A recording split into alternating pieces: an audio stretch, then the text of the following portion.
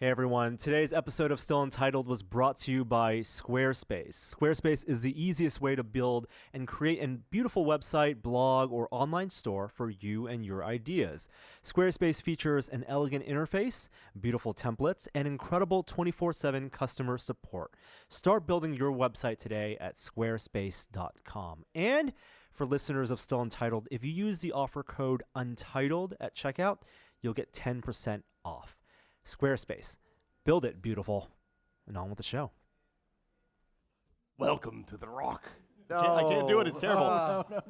Welcome to Still Untitled, the Adam Savage Project. I'm Will. I'm Adam. And I'm Norm. We've never done this in front of an audience before. This is strange. It's usually a really tiny room with no people. I don't think we've done this on an island before either. Well, you know, the whole continent's an island from a certain point of view. Yeah, peninsula.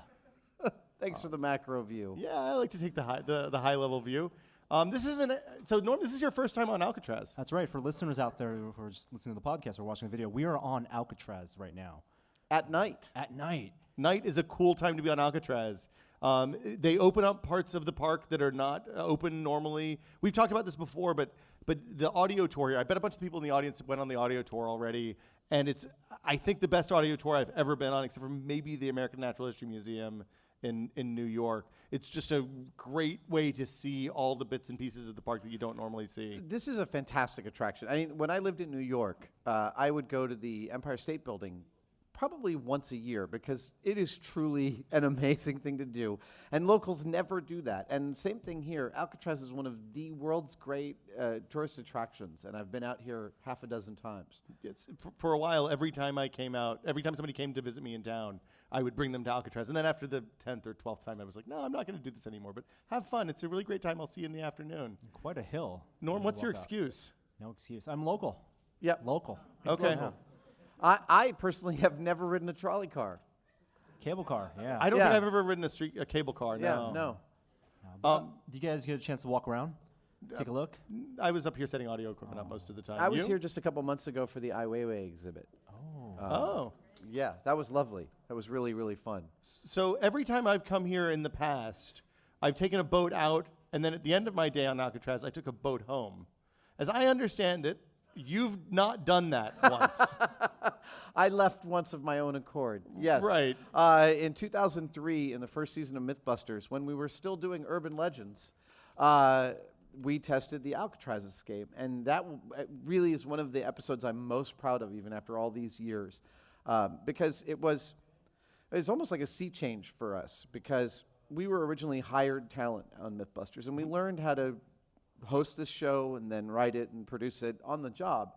And in those days, my producer said, we're going to escape from Alcatraz. So the first thing I did was I found that you could download the entire FBI report on the escape. And the FBI devoted tremendous resources to finding Frank Morris and the Anglin brothers. So there's 1,600 pages Wow. of analysis of testimony from other inmates and examination of artifacts they left behind, stuff that washed up on the shore. It And was we only read, the one escape. what's that? It was only the one. Only the one escape. It's the only escape that they weren't able to find a body or a person. There were lots of attempts, right? Lots of attempts, and lots of people made it to shore just to arrive at the foot of a cop waiting for them, that kind of thing. Somebody smuggled themselves on a laundry boat, I think. But we read all 1,600 pages of the report, and then we actually went to the Maritime Museum where they had chunks of the original raft. So we were able to examine the material with the white gloves on, felt all official. Wow. And I think we came up with, we ended up coming up with a novel design. It wasn't what is in the Clint Eastwood movie or what the FBI report had drawn, but I don't think that a builder had ever looked at all of the evidence, and I think we concluded the most accurate possible design for what they escaped on, which is a long triangle.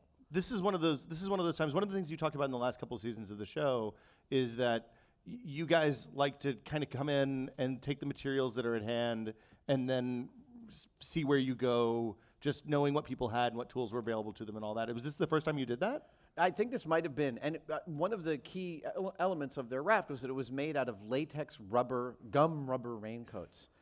Go ahead and try and find gum rubber raincoats at this point. They are impossible.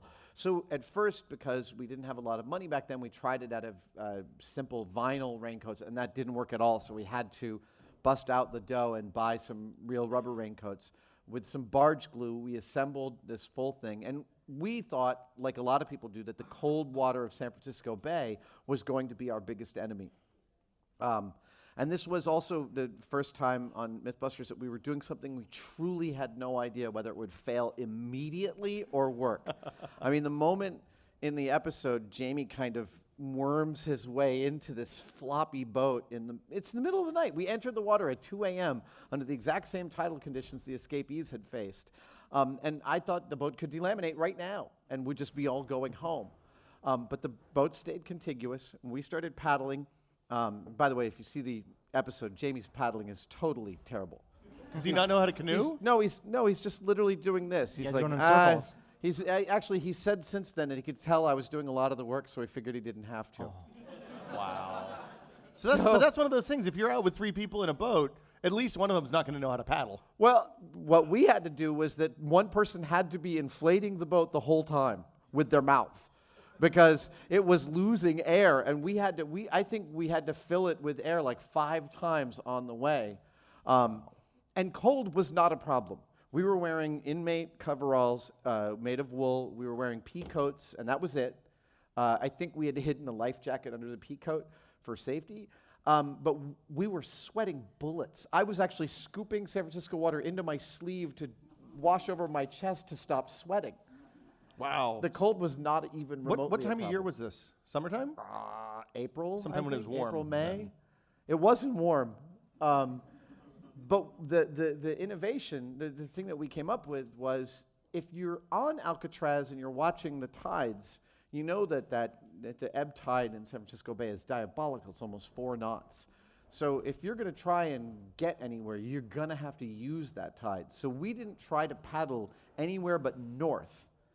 And we were aimed for Sausalito and ended up at Horseshoe Bay at the north end of the Golden Gate Bridge. And we made it in, I think, 51 minutes flat. Oh, wow. It was not that difficult. Yeah. Wow. So did you have 3 people on the raft? We did. We had me and Jamie and young intern Will. Not me. No. He's the son of our Mythbusters next door neighbor, which is Everest Waterproofing. Okay. And we took this 18-year-old kid and said, "You're coming with us." You matched the physical profile of a... He did. Actually, together, the 3 of us weighed exactly the same as Frank Morris and the Anglin brothers. So he was ballast. Yes, he was ballast. So what about the rest of it? I've seen the Clint Eastwood movie. Yeah. I haven't actually seen the episode. That's okay. What was did you climb through the hole in the cell? I did. So we inspected the cells here that the guys were in. The hole that they carved to get out is still there. And they let us climb through those holes. Wow. So actually, Jamie and I are like, "Really? Seriously? This is a national landmark." They're like, "Go ahead." Did you have to leave paper mache heads? With the paper mache heads were actually not original. The paper mache heads that are in the cells are from an America's Most Wanted episode from the late 90s. I saw that episode.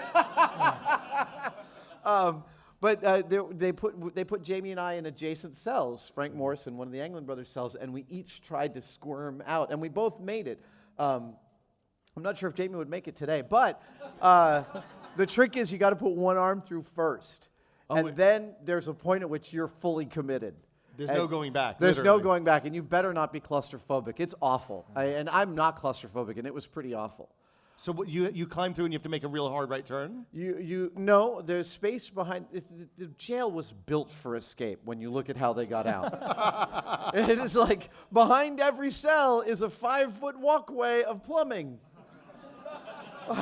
Hey, I know what that is. amazing. It's the wet wall. Yeah. Right. It is the wet wall, like from The Matrix. Yeah. So I asked if I could, parkour up the wet wall, and they said yes. But then I realized I couldn't grab onto any of the ancient plumbing, and that it would be bad if I fell, so I didn't. But the escapees actually made that climb every night for months onto the roof of that cell block in order to assemble the rafts. And even more than that, when you look at how they did it, they socially engineered the guards to choose the lazier guards to have the night shift. And at one point, one of the guards, I'm probably remembering this somewhat wrong, but I remember reading at one point one of the guards was going to get replaced, and they managed to keep him from getting replaced because he would sleep on the job and let them have a couple of hours of peace to put their raft together. Wow. That's great. Yeah, it was brilliant. Now, brilliant is a relative term. Let me just point out, like, the idea that they were geniuses is, I think, a little generous. The Anglin brothers had been arrested up in Gold Country for robbing a bank. They had rented a late model Cadillac convertible and cased a bank for a whole day in it, and then robbed the bank in the next day in the same convertible. These were not masterminds. Not mental giants. No. So, I mean, to me, it's very amazing that we also went to the Bay Model, which if you haven't been to the Bay Model, it's an amazing thing. Explain the Bay Model. U.S. Army Corps of Engineers built a scale model of the Bay that is, it's scale in XY dimension. In Z dimension, I think it's multiplied by 10 so that the effects of the water moving in and out of the bay can be magnified and monitored. But we were able to drop objects off of Alcatraz in the Bay Model, and as the tide ebbed and flowed, we were able to actually match some of the patterns of the found artifacts from the escape and where they landed. And the fact is if they got washed out to the ocean, they would have ended up south of Monterey. It's very peculiar to me that we didn't find any parts of the real raft or of their clothes or paddles or anything. Everything that we have was left behind by them. They left behind a paddle. They left behind one of their pontoons. But I can't imagine, after reading extensively about those three, that they could have avoided the law for the ensuing decades. The lost at sea. Right. Yeah. I mean, Most it would be likely. the greatest secret ever kept. But then I'm thinking about the guy who, several people have admitted to being D.B. Cooper. Mm-hmm. But the one that I found the saddest was, what I consider to be maybe the most correct one, is this guy on his deathbed, he pulled his wife over and he said, "I'm D.B. Cooper." And she said, "Who?" And I'd imagine if you were actually D.B. Cooper, you'd be like, "Oh!" And then the dying gasp. She collects the breath and puts it in a jar and puts it on the shelf and writes D.B. Cooper's last breath ? Oh, do people do that?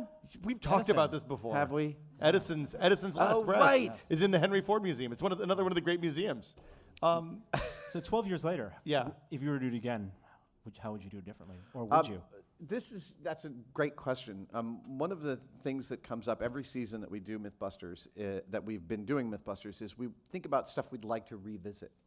And a couple of years ago, when we started doing the show with just Jamie and I, after Cary Grant and Tori left, we started thinking, well, what if maybe there's some myths that are really old that we could radically improve upon? And the end of the story sounds like I'm tooting our horn, but we actually wouldn't have changed most of our methodologies in radical ways that we think would yield a very different result. And Alcatraz, as far as I'm concerned, is as robust an experiment as we've ever conducted. How much fun is it? You get to enter the water of San Francisco Bay in the exact possible raft, and that raft hung from our ceiling for years until we set fire to it with the Confederate rocket test. As one does. That's the last time I'll test fire a rocket indoors, I'll tell you. Hard lessons learned over at Actually, M5. we didn't set fire to it. The heat from the rocket exhaust merely melted it. Oh yeah, it was But bad. that smelled great. Oh. Okay, so it wouldn't be an episode of Still Untitled if we didn't talk about movies. Mm-hmm. What's your favorite Alcatraz movie? Oh, The Rock. The Rock is Michael Bay at his best. Okay. In fact, I love The Rock so much, my wife had to not beg me, to insist that I never say, "Losers always talk about doing their best." And whatever the next part is, we'll leave that out, but she's sick of hearing that. I love that movie, especially all the tunnels underneath. Yeah. The tunnels are all there, right? You gotta do the roll under the fire. The video game rolling death trap thing? Exactly. Right. Yeah. My favorite line from The Rock Okay. is somewhere about halfway through the movie, they cut back to the original tour group that's still locked in the cells, and you've totally forgotten about them as the audience. And one of the guys goes, "What kind of fucked up tour is this?" I say that every now and then. Oh dear. Should I have not cursed in front of a large Oh, group? no, I think it's a totally nighttime fine. crowd. I think we're okay. All right, cool. We're Are there good. any kids Awesome. here? Okay. Remember, children, it's gross when children curse. That's the one word. It's the best of the Inside Out jokes, right? I have the whole panel. What's When that? anger, when they get the grown-up control panel, Yes. Anger says, "Look, I've got all the curse words now." Anyway, I've seen it Inside Out too much. I want to run outside with green smoke. That's the next one. And the little green balls, I thought about making some to bring out with us. Yeah, filled that's with a good Jell-O. prop replica to do. The green. The Oh, Venus yeah. gas. Nah, I've actually held the original bomb from the rock. It's Of in the course you Planet. have. Well, years ago, I got the tour of Planet Hollywood's archives in Florida, and they have it. And that bomb doesn't interest me that much. No, but it's a great movie. Ed Harris, Ed Harris is David Morse, everybody in it's amazing. San Francisco, that's really LA. Yeah, well, they have the hill. they have the hill. They Yeah, have they have the the one hill. hill with the Yeah. Ferrari and the exploding. That's right. What's your favorite Alcatraz film? It's The Rock. Yeah. I think it's got to be the. I think there's only two. So it's either The Rock or that Clint Eastwood Escape from Alcatraz Has movie. anyone made a movie about the Indian occupation of Alcatraz? I mean, that would be a great film. Anybody? No? No. I guess not. Well, okay, I'm trying it. If we expand to prison movies? Well, if you have a fetish, Will, it's time to come clean. No. I'm just. It's Chain Heat. Or prison scenes. It's. I was gonna go with Natural Born Killers, but okay. I love the prison escape from Grand Budapest Hotel. Oh, that's good. Oh, yeah, a that's deep a really cut. good one. Anything else? There's a prison fight scene in Watchmen. What's the Richard Pryor, Gene Wilder film? Stir Stir Crazy. Crazy. Yes, that's a great movie. If you expand it to bank robberies, If you expand it to bank robberies, I think one of the best heist films ever made is the recent one with Jason Statham called what? The It's heist? based on the true no, one. it's not. True story. Yeah. Yes. What is Oh. that film called? The Jason Statham. It's You know, we would The normally Bank go. Job. It's called The Bank Job. We would normally. If have you the haven't internet seen The Bank answers. Job, do yourself a favor. It's phenomenal. I'm positive it has a very high Rotten Tomatoes rating, and it's a stunner. you know what's underrated is the one Bill Murray directed film ever, which Small is Small Change. Change. Small Change. He's a clown. It's a great heist. Small Change has one of the greatest film continuity errors ever. Okay. And you guys will get this continuity error. At some point, Bill Murray makes a phone call to the police from a street corner in Brooklyn. Yet, hanging directly above his head is a sign proclaiming that this is part of the 49-mile scenic drive. I didn't know that was shot here. Yeah. That's amazing. I guess it must have Pelican been a and pickup. all. And you can imagine Bill Murray be like, well, I'm in San Francisco, you can come here. Yeah. That sounds about That's right. probably about right. Yeah. Do you have a favorite heist film? Man, probably The Heat. Heat. Michael Heat? Mann's Heat is outstanding. Yeah. I mean, it's a little long at 4.5 hours. It's amazing. It's- Amazing. It's lovely. Also, it includes something I really love, which is I hate movies where characters do dumb things for long periods of time to build the drama. And there's a point in Heat at which Val Kilmer, they're leaving the bank, and he's got the rifle, and he looks up and he sees something that's wrong, and he just starts spraying ammunition towards the thing that looks wrong. Oh, yeah. Like, I was so whoa at that point. That fantastic moment. Well, that whole thing, when that goes bad, it goes bad in such explosive fury. Oh, yeah, you so can't help but love that sad. movie. I know, and when and what's her name? Ashley Ashley Judd Judd. is there on the balcony, and she does the motion for I The fold, no the go. blackjack motion. Oh, heartbreaking. Well, and the I think what was at the time the only scene ever between De Niro and Al Pacino. Yeah. And it's that whole movie. You kind of don't realize it, but it's bouncing back and forth between the two perspectives. Yeah. And then they come together at the airport, and the airport scene when they're standing, I think at the baffles at the end of what looks like LAX. Yeah. Is just It's one of the great shootouts in movie history. Totally belongs right alongside any Leone Western, any Tarantino. Worth both VHS tapes. That had yeah. fit It was on. a 2 VHS tape. Really? Yeah. Yeah. Wow. Yeah. Yeah, I bought that a long time ago. We found a tape cassette in one of the cars we destroyed last week. What was on it? Credence? I have no idea. But my cameraman Saz and I did stretch it out to see what the distance of a tape cassette was, of a 60-minute tape cassette was, and it wasn't as far as I thought. It was like 450 feet. That's a lot. No, it didn't seem like a lot to me. Did you throw I it? was on the Alameda runway. I was expecting to go half the runway. Okay. And Norm, any other? We feel like we've mined the Alcatraz topic entirely. No, I remember the rock being filmed. When I Really? was in middle school, and all the kids were getting excited because they were going to blow up Alcatraz, but they were filming that last explosion scene. Oh, right, where Nick Cage is like Yeah. doing the prostration of. It was Did a you real ever point of pride. Did you ever think about testing the adrenaline to the heart to fight nerve gas? That's a of good one. I movies bet you that could do get that. Jamie to sign up for that now. No, we could do it from Pulp Fiction. Either one, it's all good. Just needle to the heart. Jamie, snort what's in this baggie, and we'll be with you in a moment. No, probably not. Actually, knowing Jamie, he'd probably do it and be like, I don't feel anything.